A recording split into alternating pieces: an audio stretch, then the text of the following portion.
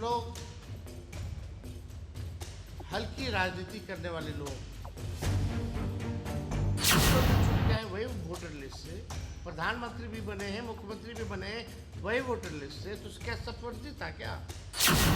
लोगों के पास जब कोई जवाब नहीं है तो कुछ ना कुछ करके सदन में हंगामा खड़ा करके आज जो वोटर्स होते थे वो सरकार चुनती, आज उल्टा हो रहा है। अब सरकार में बैठे लोग वोटर चुनते, मंत्री हैं, डिप्टी सीएम हैं।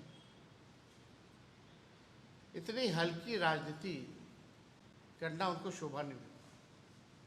और अध्यक्ष जी ने कहा था कि हर दल के लोगों से वो बुलवाएंगे, यानी जाहिर सी बात है कि सत्ता पक्ष को भी मौका मिलता अपनी बात को रखने का। लेकिन कुछ लोग हल्की राजनीति करने वाले लोग सदन की गरिमा को गिराने का काम करते हैं। अगर आप पूरा देखें तो अध्यक्ष महोदय ने डिप्टी सीएम को भी फटकार लगाई, कई मंत्री को भी फटकार लगाई कि सदन का संचालन का काम उनका है या नीचे बैठे हुए डिप्टी सीएम या मंत्रियों का है। हम तो अनुमति से बोल रहे थे, लेकिन डिप्टी सीएम का कमेंट आता है जो विजय सिन्हा है, जिनको कुछ आता जाता नहीं है, बकवास करने में दिलचस्पी रहती है, हाईलाइट कैसे रहे, कैमरे के सामने बस कैसे बने रहे, खबरों में कैसे रहे, दिन भर उनका काम इसी पर है।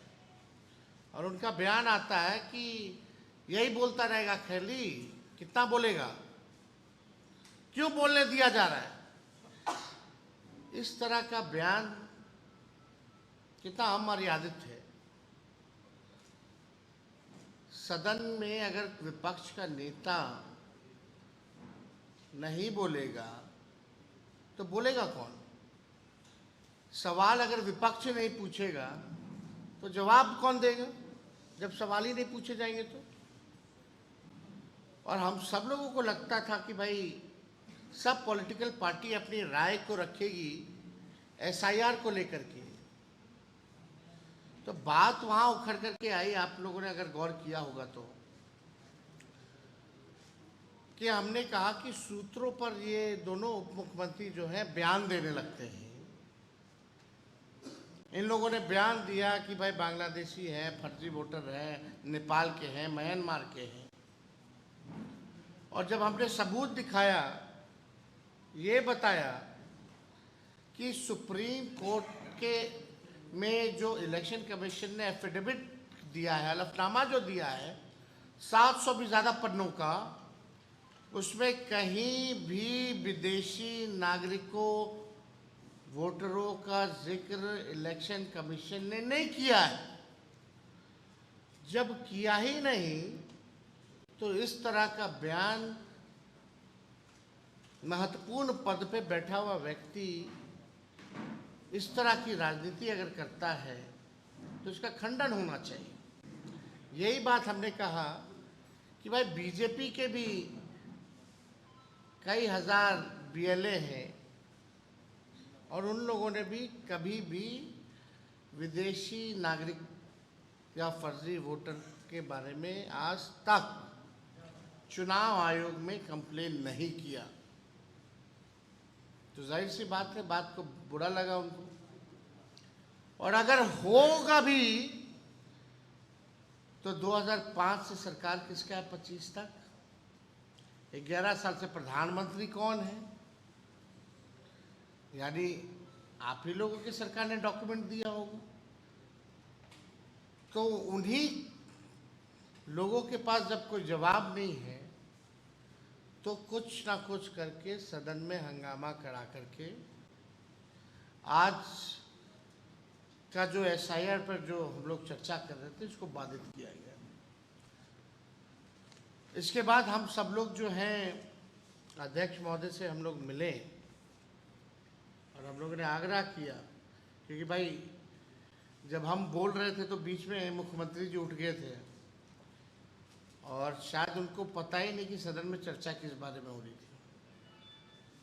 हमको जिस स्थिति में मुख्यमंत्री जी हैं, हमको पूरी सहानुभूति है कि उनकी क्या स्थिति हो गई है। पूरे सदन में सभी लोग जो है, सब लोगों को पता है था कि चर्चा किस पे हो रही है, लेकिन माननीय मुख्यमंत्री जी को पता नहीं, अपना जो बोलते हैं वही अपना बोलते रहे। फिर हम भी हस्तक्षेप नहीं किए, हमको ठीक नहीं लगा इस पे बोलने का। लेकिन आप सब लोग अंदाज़ा लगा सकते हैं कि मुख्यमंत्री जी की अब स्थिति बिहार चलाने लायक, सरकार चलाने लायक अब नहीं रहेगी है। और कैसे बिहार चल रहा है रिमोट कंट्रोल से दिल्ली के, दो लोग जो वहाँ बैठ रहे हैं, जो प्रधानमंत्री हो या अमित शाह हो, उन्हीं के इशारे पे ये सारा काम हो रहा है। और ये एसआईआर भी उन्हीं लोगों के इशारे पे चुनाव आयोग कर रहा है। चुनाव आयोग के पास कोई जवाब नहीं। हालांकि 28 तारीख को मामला कोर्ट में है, लेकिन आप सोचिए, जो वोटर्स होते थे वो सरकार चुनती थी। आज उल्टा हो रहा है, अब सरकार में बैठे लोग वोटर चुन रहे हैं। वोटर सरकार चुनती थी और सरकार में बैठे लोग आज वोटर को चुन रहे हैं। तो बिहार लोकतंत्र की जननी है और यहीं से प्रयास किया जा रहा है लोकतंत्र को जो है खत्म करने का। आप देखिएगा, ये कल इलेक्शन कमीशन द्वारा ये प्रेस नोट जारी हुई है। इसमें पाया गया कि लगभग 50 लाख से भी अधिक, यानी 6.62% पाए नहीं गए अपने एड्रेस पे। और भी ऐसी संख्या है, ये कल तक का है। यानी आप समझिए कि ये लोग लगभग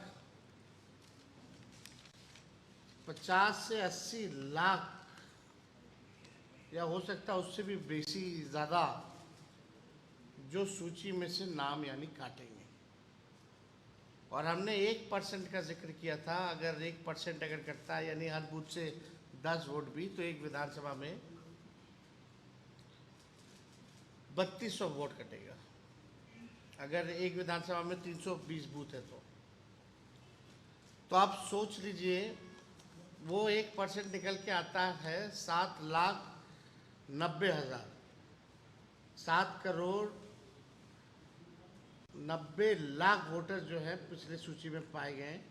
तो उसका 1% 7,90,000 जो लोग हैं, तो आप समझ सकते हैं कितने बड़े पैमाने पर लोगों का वोटर लिस्ट से नाम हट रहा है। जी ने जब हमको अगर टिप्पणी करके अगर डिप्टी सीएम बोला कि कैसे बोल रहा है, क्यों बोल रहा है, क्यों बोलेगा, तो भाई वीरेंद्र जी ने तो ठीक ही जवाब दिया। किसी के बाप का थोड़ी है सदन, ये सदन जनता का सदन है, जनता के लिए है। तो इसमें आपत्ति की क्या बात है? उनका नाम तो नहीं लिया इन्होंने, ना उनके पिताजी का नाम लिया। तो जो इन्होंने कहा उसमें कोई गलती नहीं थी। नेता विरोधी दल बोल रहा है, अध्यक्ष महोदय समय दे रहे हैं, तो who is he to speak? वो कौन होते हैं कि सदन को सलाह दें कि कौन कितना बोलेगा, नहीं बोलेगा? और हम धन्यवाद देना चाहते हैं स्पीकर महोदय को कि उन्होंने भी डिप्टी सीएम को जो है लताड़ने का काम किया, फटकार लगाने का काम किया सदन में। अगर वो फुटेज आप लोगों के पास होगा तो जरूर वो चलाइए। और बाहर जाकर के कूद कूद के मीडिया में बयान दे रहे होंगे कुछ भी उल्टा सीधा। भाई जब मुख्यमंत्री बोल रहे थे तो आप हमको देखे होंगे, हम शांति से उनकी बात को सुन रहे थे और सहानुभूति हो रही थी कि बात चल रहा है कुछ, कह रहे कुछ।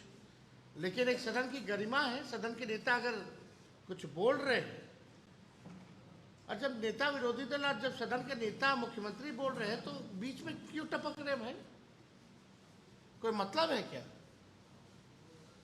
तो हमको लगता है कि जो आज सदन में हुआ वो नहीं होना चाहिए।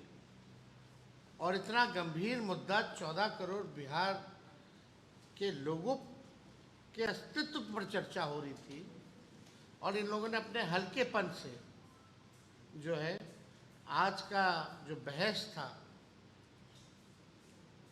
बर्बाद करने का काम किया। लेकिन हम लोगों ने आग्रह किया है अध्यक्ष महोदय से कि अभी भी कोई दल, मेरे को भी बोलने का पूरा मौका नहीं मिला, बीच में ही जो है मुख्यमंत्री बोलने लगे, फिर ये तमाशा हो गया। तो हम लोगों ने आग्रह की है कि भाई हम सब लोगों को, हर दल के लोगों को कम से कम अपना पक्ष राय इस लोकतंत्र के मंदिर में देने का अधिकार बनता है। बाकी सब तो बिल तो पास हो ही रहा है। तो बेहतर होगा कि सदन की कार्रवाई भी ढंग से चले। लेकिन इससे महत्वपूर्ण क्या हो सकता है हम लोगों के लिए, जनप्रतिनिधियों के लिए, कि आपके वोटर जिससे जो आपको चुनता है अब वो चुनने लायक नहीं रहेगा तो क्या मतलब है हम लोगों का। तो ये गंभीर मसला था। आज हमने भी कहा कि भाई हम लोग भी चुन के आए वही वोटर लिस्ट से, प्रधानमंत्री भी बने हैं, मुख्यमंत्री भी बने हैं वही वोटर लिस्ट से, तो क्या सब फर्जी था क्या। तो ये बात हम लोगों ने रखा। तो हमारे कांग्रेस के साथी हैं, लेफ्ट के साथी हैं, आप लोगों के समक्ष बात रखेंगे।